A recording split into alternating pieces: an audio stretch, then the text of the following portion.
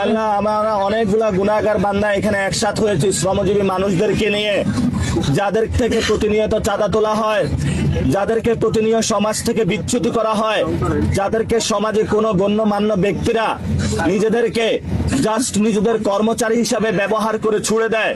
আল্লাহ, তারা তো মানুষ। যখন নামাজে আমরা একসাথ হই, আমাদের মধ্যে কে শ্রমিক, কে মজুর, কে বড়লোক, কে প্রধানমন্ত্রী, কে মন্ত্রী, সেটার কোনো বেদাই থাকে না। তুমি সবাইকে আমাদেরকে সমান কাতারে রাখো তোমার দরবারে। হায় আল্লাহ, তুমি তোমার দরবারে যেভাবে নামাজের মধ্যে আবার আমাদের সবাইকে সমান করে দাও, তেমনি ভাবে বাংলাদেশে শ্রমিক, ছাত্র, জনতা, প্রধানমন্ত্রী যারা আছে সবাইকে একই মানুষ হওয়ার তৌফিক দান করো। হায় আল্লাহ, যাদের মেন্টাল মনোজগতে রয়েছে যে শ্রমিকরা মানুষের মধ্যে নিচু স্তরে থাকবে, তাদের মনোজগৎ তুমি পরিবর্তন করে দাও। হায় আল্লাহ, যারা এই ক্ষমতায় গিয়েছে তারা যাতে একটি শ্রমিক বান্ধব দেশ করতে পারে, সেই তৌফিক আমাদেরকে দান করো।